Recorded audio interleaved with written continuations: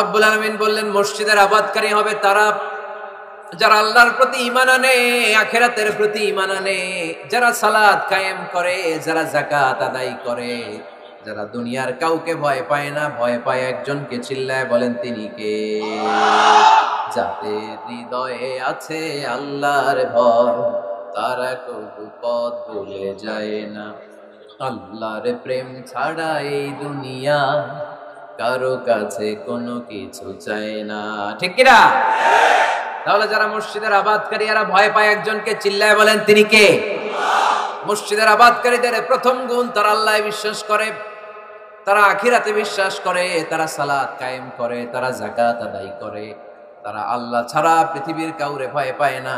আল্লাহ বলেন ফাআসা উলাইকা আইয়াকুনু মিনাল মুহতাদিন, আশা করা যায় তারাই হলো হেদায়েতের রাস্তার উপরে আছে, ঠিক কিনা? তারাই মসজিদের আবাদকারী, যারা মসজিদে যায়, সালাত আদায় করে। এখন মসজিদের আবাদকারী আপনি হতে চান, আপনি মসজিদে যান না, আপনি আবাদকারী হতে পারবেন? মসজিদের অনেক সভাপতি আছে মসজিদে যায় না, আছে না নাই? মৌলভীবাজারে এই সমস্যা বোধহয় নাই। মসজিদের সেক্রেটারি মসজিদে যায় না, আছে না নাই? তাহলে হইলো, এটা হইলো, এটা মেনে নেওয়া যায়? এই জন্য সভাপতি সাহেবরা, আপনি কষ্ট করে মসজিদ বানিয়েছেন, মসজিদে যাবেন। এই কথা বলেন কেন? এত দিকে বিশৃঙ্খলা হইলে কেমন হবে? বসেন আর অল্প কয়েক মিনিট। সভাপতি সাহেব আপনি মসজিদে যাবেন, সেক্রেটারি সাহেব আপনি মসজিদে যাবেন, তাহলে আপনি সঠিক মসজিদের আবাদকারী হবেন, ঠিক কিনা? আমরা মসজিদের আবাদকারী হতে চাই ইনশাআল্লাহ। পড়েন উমরানুল মাসাজিদ। মসজিদের আবাদ কি করে করতে হয়? মসজিদ আবাদ করার এক নাম্বার মাধ্যম হচ্ছে মসজিদ নির্মাণ করা। কি করা? নির্মাণ করা। খেয়াল করবেন, আল্লাহর হাবিব সাল্লাল্লাহু আলাইহি ওয়াসাল্লাম বলেছেন মান বানা মসজিদান মিন মালিহি ফিদ দুনিয়া বানাল্লাহু লাহু বাইতান ফিল জান্নাহ। যে ব্যক্তি নিজের পকেটের টাকা খরচ করে দুনিয়াতে মসজিদ বানায়, আল্লাহ তাআলা তার জন্য জান্নাতে ঘর বানায়। 60টা জিনিস মানুষ মরে যাওয়ার পরে তার কবরে পৌঁছতে থাকে। ইন্না মিম্মা ইয়ালহাকুল মুমিন মিন হাসানাতিহি বা'দা মাউতিহি। মানুষ মরে যাওয়ার পরেও যে 60টা জিনিস তার কবরে পৌঁছায়, তার মধ্যে একটা হচ্ছে মসজিদান বানাহু। সে যে মসজিদ বানিয়ে গিয়েছে, ওই মসজিদের সওয়াব। সুবহানাল্লাহ পড়ে। আপনি টাকা দিয়ে মসজিদ বানিয়ে দিলেন, ওই মসজিদে মুসল্লিরা নামাজ পড়ে, রোজাদাররা এসে ওখানে ইফতার খায়, তাহাজ্জুদ আদায়কারীরা তাহাজ্জুদ পড়ে, তাদের সওয়াবের কমতি হবে না, কিন্তু তাদের সওয়াবের একটা পার্সেন্টেজ সওয়াব যে ব্যক্তি মসজিদ বানালো তার আমলনামায় আল্লাহ ঢুকিয়ে দেয়। এজন্য বেশি বেশি মসজিদ বানাতে রাজি আছেন তো? তাহলে মসজিদ আবাদ করার প্রথম মাধ্যম হচ্ছে মসজিদ বানানো। 2 নাম্বার মাধ্যম হচ্ছে মসজিদে যে জামাতে সালাত আদায় করা। জামাতে সালাতুল জামাআ তাফদুলু সালাতাল ফাযযি বি27 দারাজা। ঘরে নামাজ পড়লে, একা একা পড়লে যেই সওয়াব, জামাতে পড়লে 27 গুণ বেশি সওয়াব। সুবহানাল্লাহ বলতে পারলেন না? হে নামাজি আমার ঘরে নামাজে পড়ো আজ, দিল মে তোমার চরণ তলে হৃদয় যায় নামাজ। হে নামাজি আমার ঘরে নামাজে পড়ো আজ, দিল মে তোমার চরণ তলে হৃদয় যায় নামাজ। পড়েন আল্লাহু আকবার। কি সুন্দর লিখেছেন কাজী নজরুল ইসলাম। মসজিদ কেমন যেন মসজিদ তার নিজের ভাষায় আল্লাহর কাছে কেঁদে কেঁদে ফরিয়াদ জানায়, আল্লাহ নামাজিরা আমার ঘরে আসে না, কি সুন্দর টাইলস, কি সুন্দর মুসল্লা, কি সুন্দর এয়ার কন্ডিশন, সব আছে কিন্তু মুসল্লি নাই, ঠিক কিনা? মসজিদগুলো আল্লাহর কাছে ফরিয়াদ জানায়। এজন্য আমরা যেন মসজিদমুখী হই। কি মুখী? আওয়াজ করে বলতে হবে, কি মুখী? মসজিদমুখী। তাহলে মসজিদ আবাদের 1 নাম্বার পদ্ধতি মসজিদ বানানো। 2 নাম্বার মসজিদে বেশি বেশি যে জামাতে সালাত আদায় করা। 3 নাম্বারে মসজিদের সাথে সম্পর্ক জুড়ে দেওয়া, হৃদয়টা যেন সবসময় মসজিদের সাথে লেগে থাকে। আল্লাহর হাবিব সাল্লাল্লাহু আলাইহি ওয়াসাল্লাম বললেন সাবআতুন ইউযিল্লুহুমুল্লাহু ফি যিল্লিহি ইয়াওমা লা যিল্লা ইল্লা যিল্লু। 7 শ্রেণীর ব্যক্তিকে আল্লাহ তাআলা কিয়ামতের দিন আরশের নিচে ছায়া দিবে, যেদিন আল্লাহর আরশের ছায়া ছাড়া কোনো ছায়া পৃথিবীতে থাকবে না। সেই দিনটা কি এই দিনের মতো? কিয়ামতের দিনটা আজকের এই দিনের মতো হবে? 50,000 বছর হবে। এটা লেন্থ, এটা ডিউরেশন। কাআন সাফসাফা লা তারা ফিহা ইওয়াজা ওয়ালা আমতা। লেভেল প্লেইং ফিল্ড, তামার জমিন। একটু কল্পনা করেন তো ওই দিনটা কত ভয়ঙ্কর।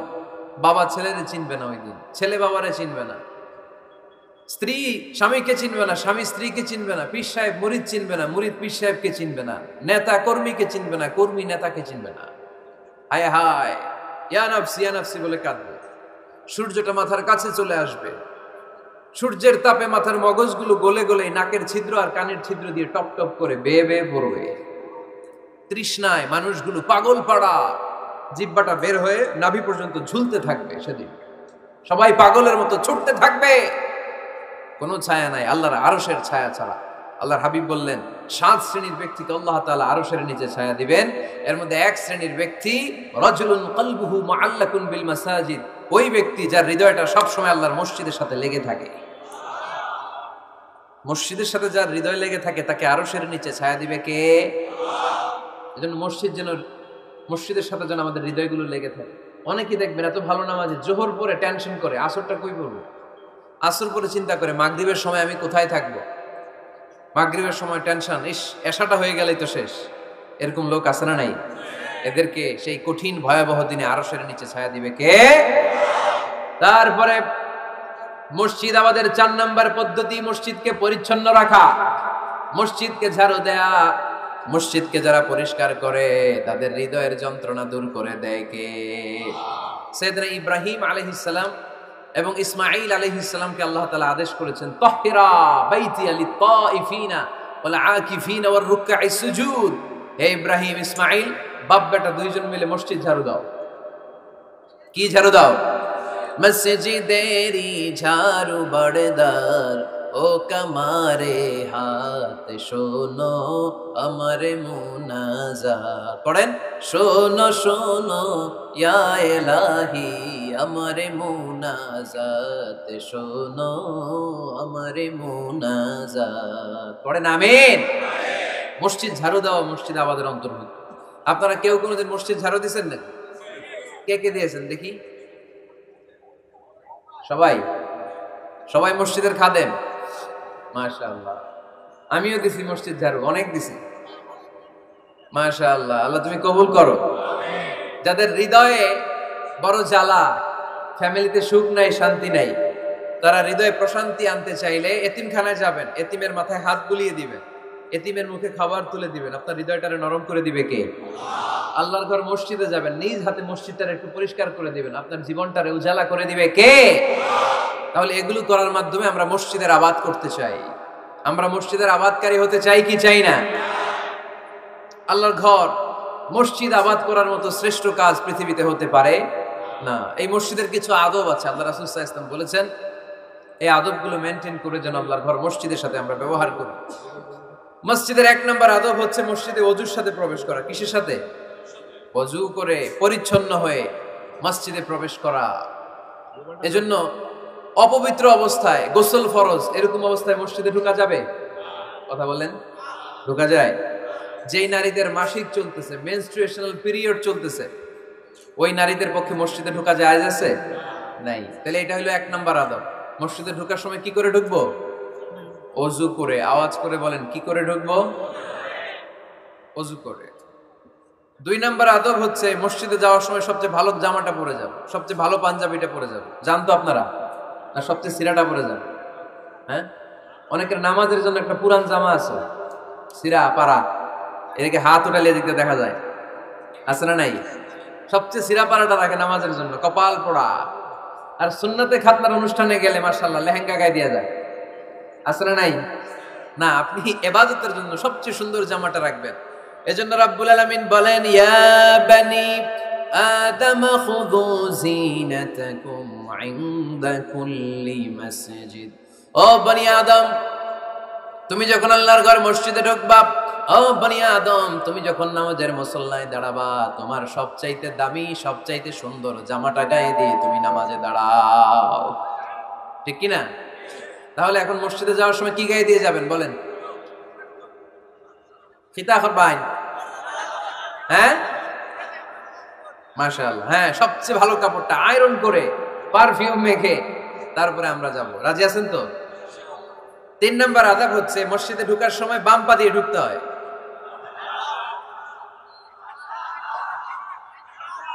কোন পা? আরো জোরে। এদেরকে গুতা মারা লাগে, নাহলে আওয়াজ বাড়ে না, এরকম ভলিউম টাইট করতে হয়, ভলিউম হাই করলে আর করে বাড়ে, এমনি বলতে চায় না। ঘটনা কি? হ্যাঁ, খায় নাই। বদরের যুদ্ধ হয়েছিল রমাদানে, কোন সাহাবী খায় নাই, না খাইয়া একেবারে সাইজ করে দিছে কাফেরদেরকে। আমরা না খেলেও আমাদের হৃদয়ে ইমানি শক্তি আছে না নাই? এই তো বোঝা যাচ্ছে ইমানি শক্তি আছে। এতক্ষণ আসছিল কই? তো মসজিদে ঢুকার সময় কোন পা দিয়ে? এগুলো মনে থাকে আমাদের? ভুলে যাই আমরা, খেয়াল থাকে না তো এগুলা। এত কিছু মনের মধ্যে রাখলে এগুলো মনে থাকবে কেমনে? মসজিদে ঢুকার সময় কোন পা? আরো জোরে। বেরোয়ার সময় কোন পা? মনে থাকবে? মসজিদে যখন ঢুকবেন ডান পা দিয়ে ঢুকবেন, আর দোয়া পড়বেন, আউযু বিল্লাহিল আযীম ওয়া বিওয়াজহিল কারীম ওয়া সুলতানিহিল কদীম মিনাশ শাইতানির রাজীম।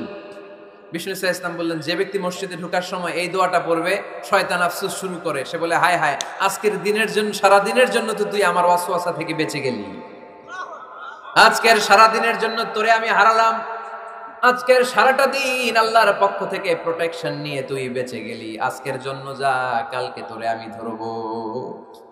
এজন্য এই দোয়াটা পড়ার দরকার আছে না? আউযু বিল্লাহিল আযীম ওয়া বিওয়াজহিল কারীম ওয়া সুলতানিহিল কদীম মিনাশ শাইতানির রাজীম। 4টা বাক্যের দোয়া মুখস্থ করতে কষ্ট হলে যে ইউটিউবে চলে যাবে আজকেই, ওখান থেকে শুনে আপনারা মুখস্থ করে নেবেন, এই দোয়াটা পড়বেন, তাহলে ওই দিনের জন্য শয়তানের ওয়াসওয়াসা, টেম্পটেশন, প্রভোকেশন থেকে আপনি আল্লাহ তাআলার প্রোটেকশনে চলে গেলেন। সুবহানাল্লাহ পড়েন।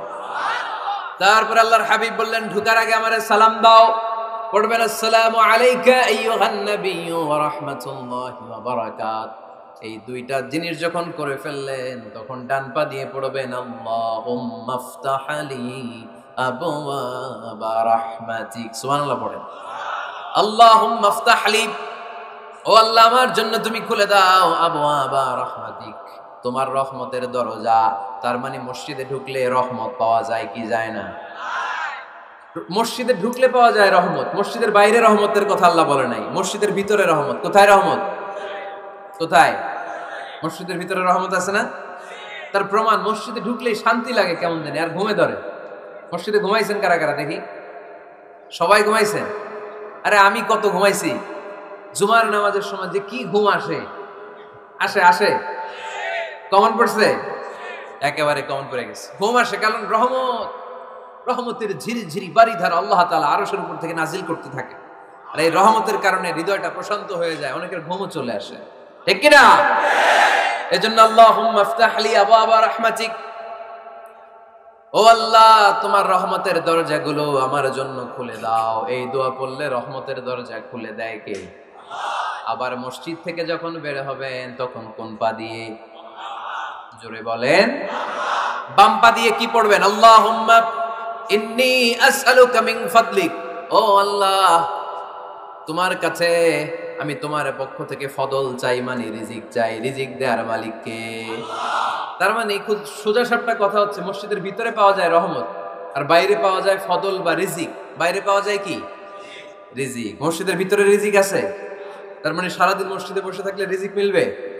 নামাজের সময় নামাজ পড়তে হবে, কাজের সময় কাজ করতে হবে, এটাই হচ্ছে ইসলামের বিধান। নামাজের সময় নামাজ, কাজের সময়।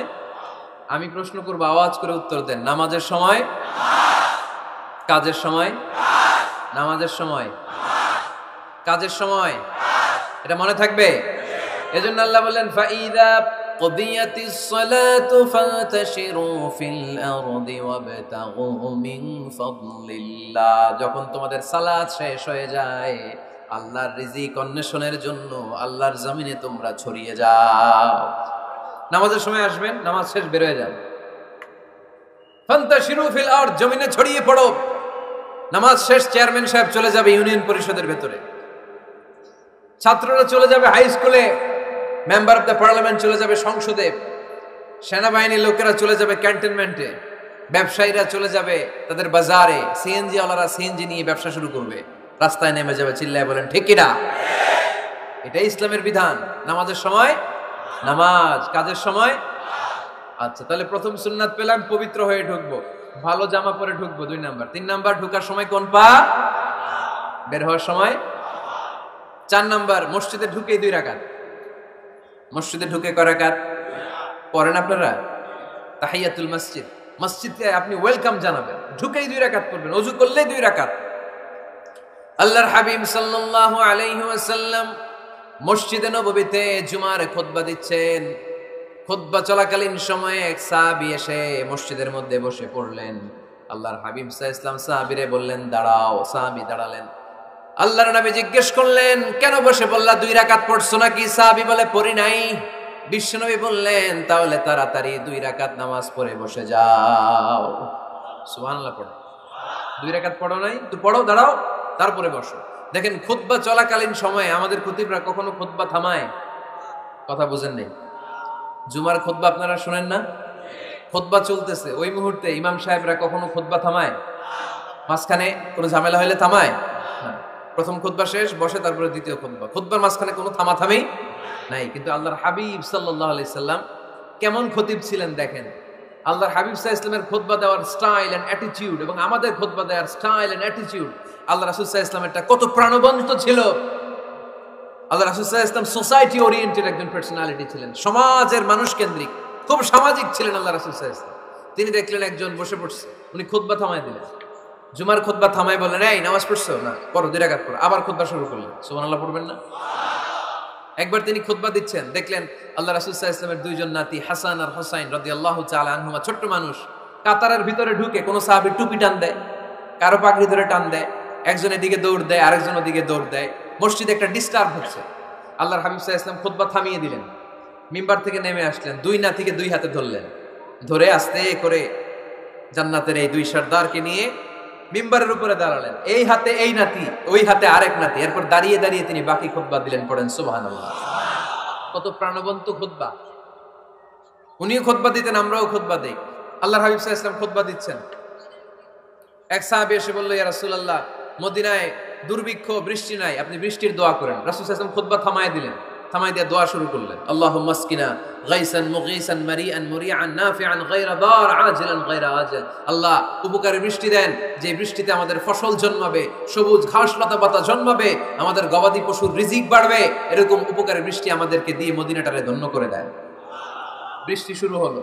জুমাবার বৃষ্টি, শনি রবি সোম মঙ্গল বুধ বৃহস্পতি শুক্র, টানা 7 দিন বৃষ্টি। এবার বৃষ্টির চোটে মদিনায় বন্যা হয়ে গেছে। এতদিনে দুর্ভিক্ষ, এতদিনে কি? এখন বৃষ্টির বরকতের দোয়া করছে, বৃষ্টিতে এবার বন্যা। যেই সাহাবী বৃষ্টির জন্য দোয়া করতে বলেছিলেন, পরের জুমাবারের খুতবার সময় এসে ওই সাহাবী বলেন, ইয়া রাসূলুল্লাহ, আবার খুতবার মাঝখানে, ইয়া রাসূলুল্লাহ, আর বৃষ্টির দরকার নাই, আর দরকার নেই। এবার বৃষ্টি বন্ধের দোয়া করেন। আল্লাহর হাবিব সাল্লাল্লাহু আলাইহি ওয়াসাল্লাম খুতবা থামিয়ে আবার বন্ধের দোয়া, আল্লাহুম্মা হাওয়ালাইনা ওয়ালা আলাইনা। হে আল্লাহ, আমাদের চারিদিকে দেন, মদিনাতে আর বৃষ্টির দরকার নেই। চিল্লায় পড়েন সুবহানাল্লাহ। এজন্য খতিব হবে এরকম প্রাণবন্ত খতিব। সমাজে কি চলে, কি ক্রাইসিস, কি সংকট, ইয়াংরা কোন সমস্যায় ভোগে, আমাদের রাজনৈতিক অঙ্গনে কি সমস্যা, আমাদের অর্থনৈতিক অঙ্গনে কি সমস্যা, আমাদের সামাজিক অঙ্গনে কি সমস্যা, আমাদের পরিবারগুলোর ভেতরে কি ঝামেলা, প্রত্যেকটা কথা মসজিদের মিম্বার থেকে আসার দরকার আছে না নাই? আল্লাহর হাবিব সাল্লাল্লাহু আলাইহি ওয়াসাল্লাম এভাবেই সমাজকে ঠিক করে দিতেন। 2 রাকাত মসজিদে ঢুকে আজকে থেকে আমরা পড়ব। মসজিদে ঢুকলেই কয় রাকাত মনে থাকবে না ভুলে যাবেন? তারপরে আল্লাহর হাবিব সাল্লাল্লাহু আলাইহি ওয়াসাল্লাম বলেছেন, খবরদার কবরের উপর মসজিদ বানিও না। কবরস্থান একদিকে, মসজিদ আর একদিকে। কিন্তু বাংলাদেশে মসজিদের সাথে কবর মেলানো আছে না নাই? ছোট্ট একটা মসজিদ, কিন্তু এত বড় বাবার কবর আছে না নাই? এগুলো করবেন না আপনি। আগে হবে মসজিদ, পরে কবরস্থান। যেমন মসজিদে নববী হয়েছে আগে, তারপরে বিশ্বনবীর কবর এখানে আছে না নাই? মসজিদে নববী প্রতিষ্ঠিত হয়েছে আগে, পরে বাকি কবরস্থান আছে না নাই? কিন্তু কোন আল্লাহর ওলির কবরস্থানের উপরে যদি মসজিদ বানান, তার উপর লানাত দিয়েছে কে? লাআনা রাসূলুল্লাহ আলাল ইয়াহুদ ওয়ান নাসারা ইত্তাখাযু কুবুর আমবিয়াইহিম মাসাজিদা। আল্লাহর রাসূলের লানত ইহুদি নাসারাদের উপর, কারণ ইহুদি আর নাসারাদের একটা খাসলাত, একটা বৈশিষ্ট্য ছিল, তারা তাদের নবীদের কবরের উপরে মসজিদ বানায় ফেলত। এটা করা যাবে? এজন্য এলাকা এলাকায় এই ঝামেলা, কবর আর মসজিদ হবে আলাদা। আবার মসজিদের কেবলার দিকে যেন কবরস্থান না হয়, তাহলে শিরক হওয়ার সম্ভাবনা আছে না নাই? খুব সাবধান। আল্লাহ সব মাফ করে, কিন্তু শিরক মাফ করে না, ঠিক কি না? শিরক হচ্ছে মহাপাপ, সব পাপের বাপ। এজন্য আমরা সব করলেও শিরকের গুনাহ মুসলমান কখনো করতে পারে। এরপর আল্লাহর হাবিব বললেন, মসজিদকে পরিষ্কার পরিচ্ছন্ন রাখো। এটাও মসজিদের আদাব। মসজিদে আতর লাগিয়ে দেন, বাখর জ্বালিয়ে দেন। আপনাদের এই এলাকার মধ্যে তো বাখরের অভাব নাই, আগরের অভাব নাই, ঠিক কিনা? গতকাল প্রোগ্রাম ছিল কই? সুজানগর, আগরের রাজধানী। আগর চিনেননি আপনারা? হ্যাঁ, এই যে দেহনেল উদ পারফিউম, আপনাদের এই যে মাহতাব সাহেবের আল হারামাইন, এরপরে যে আজমল কোম্পানি, এও আপনাদের এই মৌলভীবাজার এলাকার। এরকম অনেক কোম্পানি আছে দুবাই ভিত্তিক, গোটা বিশ্বে ওনারা ব্র্যান্ডিং করেছে। এগুলোর র ম্যাটেরিয়াল, কাঁচামাল যায় হচ্ছে আপনাদের মৌলভীবাজার থেকে। ছেলের বউ শাশুড়ির ওয়াজ গতকাল করছি, শুনে নিন। শাশুড়ি আর বৌমার কিলাকিলি, গতকালের ওয়াজের বিষয় ছিল কি? শাশুড়ি বৌমার কিলাকিলি কি করে থামাবেন, শুনে নিন। আচ্ছা ঠিক আছে, মুফতি সাহেবদের কাছ থেকে জেনে নেবেন এই প্রশ্ন। আমি উত্তর দিলে আবার কিলাকিলি লেগে যাবে বাংলাদেশ, কিলাকিলির দরকার নেই। সম্মানিত ভাইয়েরা, মসজিদ পরিষ্কার পরিচ্ছন্ন রাখবেন, এই বাখুর জ্বালাবেন, দেহনেল উদ, এই পারফিউম গুলো ছড়িয়ে দিবেন। মসজিদের মধ্যে অনেক মসজিদে দুর্গন্ধ আছে না নাই? এই কার্পেটের মধ্যে ময়লা, পরিষ্কার করেন। আল্লাহর হাবিব সাল্লাল্লাহু আলাইহি ওয়াসাল্লাম বলেছেন, খবরদার, আম্মা জান আয়েশা বর্ণনা করেন, আমার রাসূলুল্লাহ সাল্লাল্লাহু আলাইহি ওয়াসাল্লাম বিবিনাইল মসজিদ ফি দুয়ার ওয়া আন তুতাইয়াবা ওয়া তুনাযাফ, আমরা যেন এলাকা এলাকায় মসজিদ বানাই, মসজিদগুলোকে যেন পারফিউম দিয়ে, আতর দিয়ে সুগন্ধময় করে দেই। বিশ্বনবী আদেশ করেছেন, সুবহানাল্লাহ। এজন্য কোনো অপরিচ্ছন্ন মসজিদ থাকতে পারবে না। মসজিদের পাশ দিয়ে গেলে আতরের ঘ্রাণে আমোদ হয়ে লোকজন যেন বুঝতে পারে এটা আল্লাহর ঘর, মসজিদ। চিল্লায় বলেন ঠিক কিনা? এরপর আল্লাহর হাবিব সাল্লাল্লাহু আলাইহি ওয়াসাল্লাম বলেছেন, মসজিদের আরেকটা আদব হলো মসজিদকে অতিমাত্রায় ডিজাইন না করা। বেশি ডিজাইন করা যাবে না। এমন ডিজাইন করা যাবে না যেটা মসজিদ বোঝাই যায় না। এত লাইটিং ফাইটিং করে, এটা কি মসজিদ না কমিউনিটি সেন্টার বোঝাই যায় না? আছে না নাই? আছে। এরকম যেন আমরা না করি সম্মানিত ভাইয়েরা। বিশেষ করে মসজিদের সামনের দেয়ালে। কোন দেয়ালে? সামনের দেয়ালটা, কেবলার দিকে যেই দেয়াল, এই দেয়ালটা হতে হবে ফ্রেশ, যাতে করে মানুষের দৃষ্টি আকর্ষণ না করে। প্রায় মসজিদের দেয়ালের মাঝখানে দেখবেন আপনি ক্যালেন্ডার ঝুলায় রাখে, আছে না নাই? মৌলভীবাজারের কি অবস্থা? খিতা খবর আছে? তো এই যে ক্যালেন্ডার ঝুলায় রাখে, ওইখানে দেখবেন বিভিন্ন মসজিদের ছবি, এতিমখানার ছবি, মানুষের ছবি। তো মানুষ নামাজও পড়ে, আবার ওগুলোও তাকায়, আছে না নাই? প্রথম কাতারে পরে ওইখানে কি লেখা, এগুলো পরে, তার ডিস্টার্ব হচ্ছে না? এই মুসল্লির দৃষ্টি যাতে অন্যদিকে না যায়, এটা খেয়াল রাখতে হবে। যদি পারা যায়, মসজিদের সামনে কোনো ঘড়ি টড়ি চলবে না। ঘড়ি মসজিদের পেছনের দেয়ালে, সময়সূচি পেছনের দেয়ালে, সব পেছনে। সময় কয়টা বাজে ওটা ইমাম দেখলেই চলবে, ইমাম এভাবে দেখে নিবে, আপনারাও দেখে নিবেন। কিন্তু সামনের দেয়ালটা যত সিম্পল করা যায়। আল্লাহর হাবিব সাল্লাল্লাহু আলাইহি ওয়াসাল্লাম নামাজ পড়া অবস্থায় সামনে এমন কিছু রাখতেন না যেটার দ্বারা আল্লাহর হাবিব সাল্লাল্লাহু আলাইহি ওয়াসাল্লামের সালাতে মনোযোগ অন্যদিকে চলে যায়। আমরা যখন সালাত পড়ি, যদি অন্যদিকে তাকাই, ফেরেশতার মাধ্যমে আল্লাহ একটা ডাক দেয়, বলে আকবিল, এই বান্দা ফিরে আয়, তোর নজর থাকা দরকার সিজদার জায়গায়, ফিরে আয়। আপনি আবার যখন অন্যদিকে তাকান, আল্লাহ বলে ফিরে আয়, সিজদার দিকে তাকা। আপনি আবার যখন ঘড়ির দিকে তাকান, আল্লাহ বলে আকবিল, ফিরে আয়, সিজদার দিকে তাকা। আপনি যখন আবার অন্যদিকে তাকান, তখন আল্লাহ বলে লা হাজাতা লি ইলা সালাতি, তোর এই নামাজের দরকার আমার নাই। নাউজুবিল্লাহ পড়বেন না? তোর এই নামাজের দরকার আমার নাই। অজু করে কষ্ট করে যাকে খুশি করার জন্য আপনি সালাতে দাঁড়ালেন, উনি যদি বলে এই নামাজের দরকার নেই, তা কার জন্য নামাজ পড়লেন আপনি? কথা কি বুঝতে পেরেছেন? এই জন্য এলাকার গণ্যমান্য ব্যক্তিবর্গ আছে, আমাদের চেয়ারম্যান সাহেব আছে, আরো অন্যান্য বিজনেস ম্যাগনেটরা আছে, আপনারা মসজিদ যখন নির্মাণ করবেন, সামনের দেয়ালটা যত সাদামাটা হতে পারে ততই ভালো। এমনকি জায়নামাজের মধ্যে এখন কাবা ঘরের ছবি আছে না নাই? আছে না? কি মুসলমান আমরা, নিজের কাবারে নিজে লাথি মারি নামাজের আগে, মনের অজান্তে নিজের কাবাকে নিজে লাথি মারছি। এরকম জায়নামাজ ব্যবহার করা নিষেধ। চিল্লায় বলেন ঠিক কিনা? সাদা ফ্রেশ জায়নামাজ বাজারজাত করেন, আপনাদের সিদ্ধান্তই ওনাদের ব্যবসা বয়কট হয়ে যাবে। আপনারা যদি এখন থেকে মসজিদের মিনারা আর কাবা ঘরের যে প্রতিকৃতি বা ছবি, এরকম ছবি সম্বলিত জায়নামাজ কিনা বন্ধ করে দেন, এদের মার্কেট থাকবে? কথা বলেন। কালকে থেকে আমরা জায়নামাজ কেনার সময় ফ্রেশ জায়নামাজ কিনব। কোনো মসজিদ, কোনো মিনার, আমাদের কাবা ঘরের ছবি সম্বলিত কোনো জায়নামাজ কিনা যাবে? আওয়াজ করে বলেন, যাবে? যাবে না। এগুলো হচ্ছে মসজিদের আদাব, এগুলো রক্ষা করে মসজিদে ঢোকার দরকার আছে না নাই? পৃথিবীতে 3টা মসজিদ সবচাইতে শ্রেষ্ঠ মসজিদ। কয়টা? আওয়াজ করে বলেন না। 1 নাম্বার মসজিদুল হারাম, ফাওয়াল্লু উজুহাকুম শাতরা, যেখানেই তোমরা নামাজ পড়ো না কেন মসজিদের হারামের দিকে হয়ে নামাজ পড়ো। কিবলা কোন দিকে আজকে?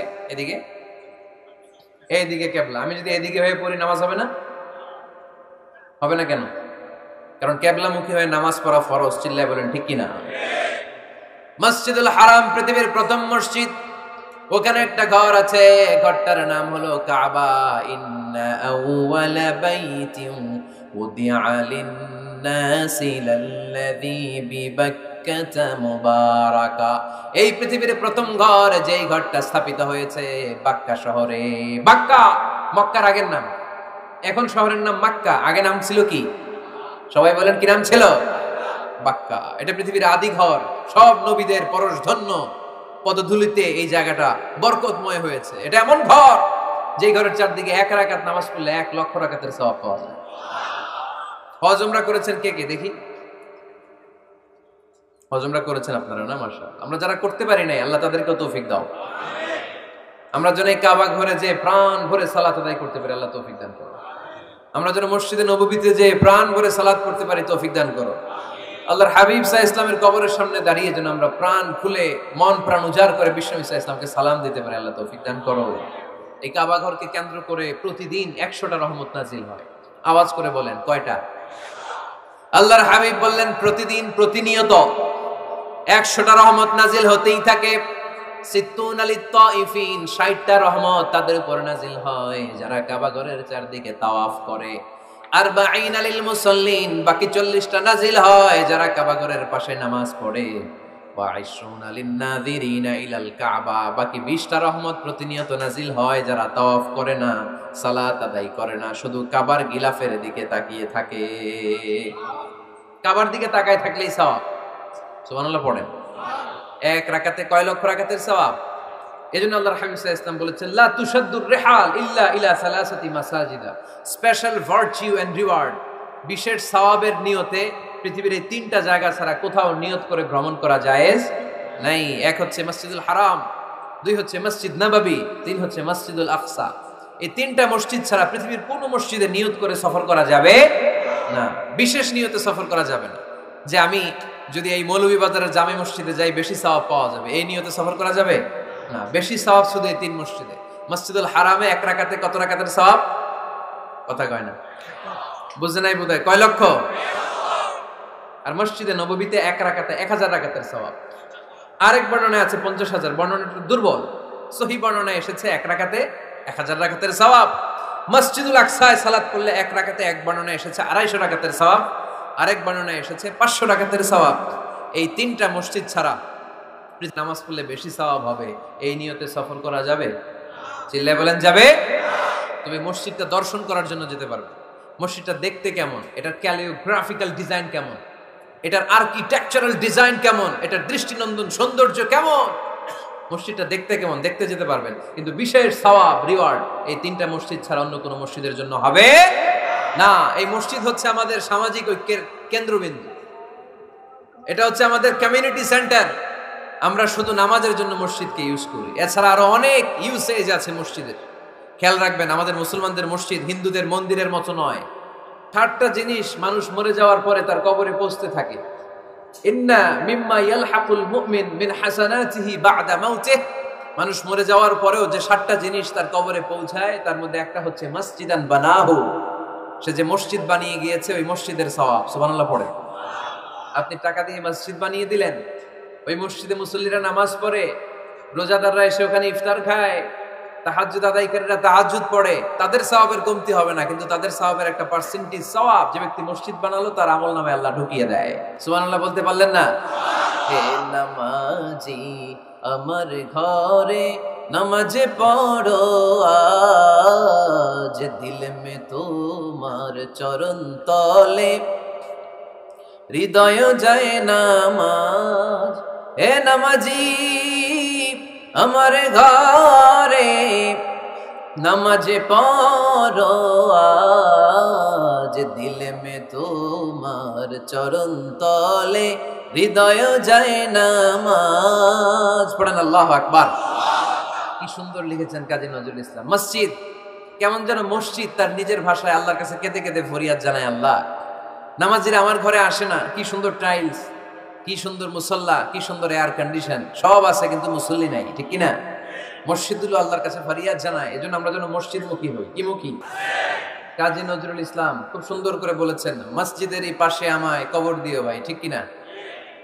মসজিদেরই পাশে আমায় কবর দিও ভাই, যেন গড়ে হতে মুয়াজ্জিনের আযান শুনতে পাই। আমার গোরের পাশে দিয়ে ভাই নামাজিরা যাবে, পবিত্র সেই পায়ের ধ্বনি এ বান্দা শুনতে পাবে। গোরা যাব হতে গুনাহগার পাইবে রেহাই, মসজিদেরই পাশে আমায় কবর দিও ভাই। কত মানুষ নামাজি ভাই মসজিদাঙ্গিহীনাতে,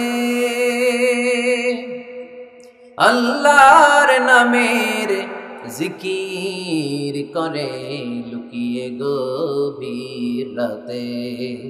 আমি তাদের সাথে ওই আল্লাহর নাম জপতে চাই, আল্লাহর নাম জপতে চাই। পড়েন সবাই, মসজিদেরই পাশে আমায় কবর দিও ভাই, যেন গড়ে হতেও মুয়াজ্জিনের আযান শুনতে পাই। চিল্লায় পড়তে হবে আমিন। কি দরদ ছিল আমাদের জাতীয় কবি কাজী নজরুল ইসলামের, মসজিদের পাশে আল্লাহ তুমি আমার কবর দিও। আল্লাহ এই দোয়াটা কবুল করে নিয়েছে, ঠিক কিনা? আমার কবরের পাশে মসজিদ আছে না নাই? আছে। এজন্য মসজিদের সাথে সম্পর্ক জুড়ে দেওয়া এটা ইমানদারের আলামত, আর মসজিদকে ঘৃণা করা এটা মুনাফিকের আলামত। এজন্য আমরা যেন আমাদের হৃদয়টাকে মসজিদের সাথে জুড়ে দেই, মসজিদের সাথে যেন সুসম্পর্ক থাকে। মসজিদ সবার, মসজিদ নিয়ে দলাদলি নাই। দলাদলি আছে অনেক জায়গায়, হানাফি মসজিদ, আহলে হাদিস মসজিদ এরকম আমরা দেখি বা শুনি, এটা ঠিক না। হানাফি মসজিদ বলে কোনো কথা নাই, আহলে হাদিস মসজিদ বলে কোনো কথা নাই। মসজিদ সবার। ছোট্টখাট্ট বিষয় নিয়ে মসজিদে মারামারি, একজন হাত তোলে আরেকজন তোলে না, কিলাকিলি আছে না নাই? একজন বলে জোরে আমিন, আরেকজন আস্তে আমিন, মারামারি আছে না নাই? এগুলো কি মারামারি করার কোনো বিষয়? কথা বলেন। সালাতে ফরজ আছে, ওয়াজিব আছে, সুন্নাহ আছে, খেয়াল করে বুঝবেন। ফরজ যদি নষ্ট হয় সালাত ভঙ্গ হয়, you have to repeat your সালাত। ওয়াজিব নষ্ট হলে সালাত ভঙ্গ হয় না, নতুন করে পড়া লাগে না, সেজদায় সাহু দিলেই সালাত আদায় হয়ে যায়।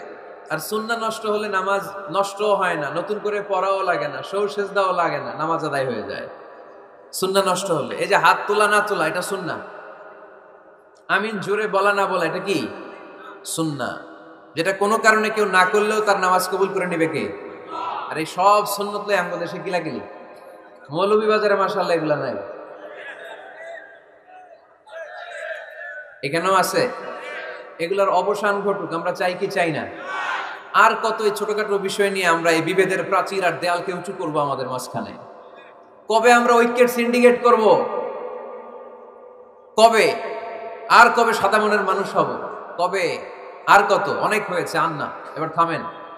বিভেদের প্রাচীরকে ভেঙে চুড়িয়ে দেন, ঐক্যের এমন সিন্ডিকেট করতে হবে যাতে কোনো অপশক্তি ঐক্যকে ভাঙতে না পারে, বানচাল করতে না পারে। চিল্লায় বলেন ঠিক কিনা? এজন্য মিউচুয়াল রেসপেক্টের দরকার, পারস্পরিক শ্রদ্ধাবোধ সব ক্ষেত্রে, রাজনীতিতে, সামাজিক অ্যাক্টিভিটিসে আমাদের আলেম ওলামাদের মধ্যে পারস্পরিক শ্রদ্ধাবোধের দরকার, মিউচুয়াল রেসপেক্ট। কেউ কাউরে রেসপেক্ট করে না, আমি যেটা বলছি এটাই সব, বাকি সব হারাম, এরকম বলে না অনেকে? এরকম যেন না করি। তাহলে মসজিদ সবার, মসজিদ আল্লাহর হাবিব সাল্লাল্লাহু আলাইহি ওয়াসাল্লাম খ্রিস্টানদেরকে মসজিদে ঢুকতে দিয়েছেন, আর আমরা মুসলমান ভাইয়ের জন্য মসজিদে তালা ঝুলাই দেই, আছে না নাই? আল্লাহর হাবিব সাল্লাল্লাহু আলাইহি ওয়াসাল্লাম কোথাও গেলেই প্রথমে মসজিদ বানাতেন। কি বানাতেন? মসজিদ বানাতেন। মক্কা থেকে হিজরত করে মদিনায় আসলেন, কোবায় থাকলেন কয়েক সপ্তাহ। কোবা পল্লীতে তিনি মসজিদ বানালেন, মসজিদ কোবা। ওখানে প্রতি শনিবার কেউ যদি ওযু করে ওখানে যে 2 রাকাত নামাজ পড়ে, একটা কবুল উমরার সওয়াব আল্লাহ তাআলা তার আমলনামায় দিয়ে দেয়। মসজিদে কোবা বানালেন। তারপরে মদিনায় এসে মসজিদে নববী বানালেন আল্লাহর হাবিব সাল্লাল্লাহু আলাইহি ওয়াসাল্লাম, মসজিদে নববী। এটা ছিল আল্লাহ রাসূল সাল্লাল্লাহু আলাইহি ওয়াসাল্লামের বৈশিষ্ট্য। কোথাও গেলেই তিনি মসজিদ বানাতেন, মসজিদে নববী। হায় রে, এখন তো কত সুন্দর মসজিদ আমরা দেখি, আমরা যে সালাত পড়ি। আল্লাহর হাবিব সাল্লাল্লাহু আলাইহি সাল্লামের সময় মসজিদে নববী কি এরকম ছিল? কথা বলেন। ফ্লোর ছিল বালুর ফ্লোর। কিসের ফ্লোর? আমাদের মসজিদের ফ্লোর কিসের? টাইলস। আর আল্লাহ রাসূল সাল্লাল্লাহু আলাইহি ওয়াসাল্লামের মসজিদে নববীর ফ্লোর কিসের? কথা বলে না। তো আওয়াজ করে উত্তর দেন না কেন? কষ্ট হচ্ছে? দুপুরে খাইছেন না সবাই? কেন খান নাই কেন? রোজা রাখছিলেন? হ্যাঁ, ফজর বাদে আইছি। আচ্ছা ঠিক আছে, ঠিক আছে। আচ্ছা আচ্ছা, সাউন্ড নাই, কথা শোনা যায় না। তো এটা শুনলা কেমনে? জিজ্ঞেস করলাম কথা শোনা যায় না, কয় না। তো এটা শুনলা কি করে? মানে অল্প শোনা যায়, তাই তো? একটু পরে আমার বিদায় ঘন্টা বাজবে, আমি চলে যাব। তোমরা ডিস্টার্ব করতে করতে আমার সময় শেষ। তোমরা ডিস্টার্ব করলে তোমাদের লস। আমি আমার টাইমের 1 মিনিট বেশি যেতে পারবো না, কারণ এখানে আসরের সালাতের আজান শুরু হয়ে যাবে, এরপরে কোনো কথা নেই। আর বক্তব্য লম্বা করা এটা বেদাত। বেদাতকে আমি সুন্নাতের মধ্যে আনতে চাচ্ছি। একটা সময়ে একেবারে কমায় নিয়ে আসবো। এত প্রোগ্রামও আমি করতে চাই না। আমি ঘোষণা দিয়েছি আগামী বছর সারা বাংলাদেশে আমার প্রোগ্রাম হবে 50টা। কয়টা? 50টা। এরপরের বছর 30টা, এরপরের বছর 20টা। বিভাগীয় প্রোগ্রাম করলেই চলবে আমার। এক এক বিভাগে যে 2 দিন 3 দিন খালাস। এত দরকার নেই, এত লম্বা চূড়ার বক্তব্যের দরকার নেই। আধা ঘন্টা চুপ করে শুনেন, কয়েকটা মেসেজ ড্রপ করি, take it with you to your home, then practice and apply in the society. নিয়ে যান, আমল করেন, সমাজে কাজে লাগান। সমাজটা আলোকিত করে দিবে কে? খুতাবুকুম তাবিলা সালাওয়াতুকুম কাসীরা। আল্লাহর হাবিব সাল্লাল্লাহু আলাইহি ওয়াসাল্লাম বললেন, কিয়ামতের একটা আলামত, কিয়ামতের আগে তোমাদের বক্তব্য হয়ে যাবে লম্বা, সালাত হয়ে যাবে খাটো। সালাতের পরে তাসবিহ পড়তে চায় না লোকজন, ব্যস্ত, মহা ব্যস্ত, সুপার বিজি। কোত্থেকে আসলে এই ব্যস্ততা? আপনি রবের সাথে মুনাজাত, না যাই উনাজি মুনাজাত, আপনার রবের সাথে একাকী নীরবে কথা বলতে মনে চায় না আপনার? এত তাড়াহুড়ো কিসে? ধীর স্থির হন, একটু স্থির হন, একটু মনোদৈহিক প্রশান্তি অর্জনের চেষ্টা করেন। সব সময় ব্যস্ত, ধাক্কাধাক্কি, উচ্ছৃঙ্খলা, এগুলো আমাদেরকে শেষ করে দিয়েছে। এজন্য লম্বা চূড়া বক্তব্য ঠিক না। বক্তব্য শুনতে আমাদের ভালো লাগে, আমল করতে ভালো লাগে না। বক্তব্যটা শেষেই সিগারেট ধরায়, আছে না নাই? মাহফিল শেষেই বিড়ি ধরায়, কয় চমৎকার ওয়াজ করছে হুজুরে। ওয়াজটা সেরকম হয়েছে, অনেক কণ্ঠ সুন্দর হুজুরের। এতদিন ইউটিউবে দেখছি, আজকে সরাসরি দেখাইছি। আছে না নাই? ঠিক কি লাভ হয়েছে? লাভটা হয়েছে কি?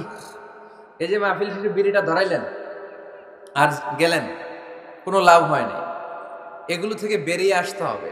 বছরের পর বছর আমাদেরকে শেখানো হয়েছে একভাবে। কেউ এই পরিবর্তনের আওয়াজ তোলে নাই।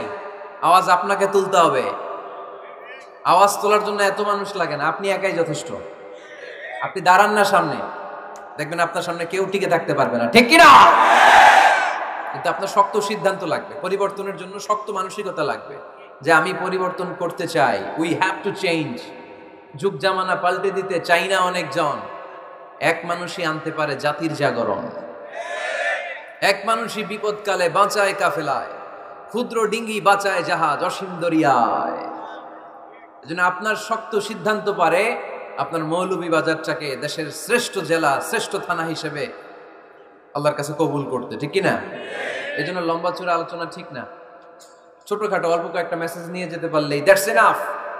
One of the minor sign before the day of judgment, your Islamic lectures will be very longer and your salah 5 times a day will be shorter. কিয়ামতের আগে বক্তব্য লম্বা, নামাজ খাটো, তাসবিহ পড়ে না, ব্যস্ত, মহাব্যস্ত।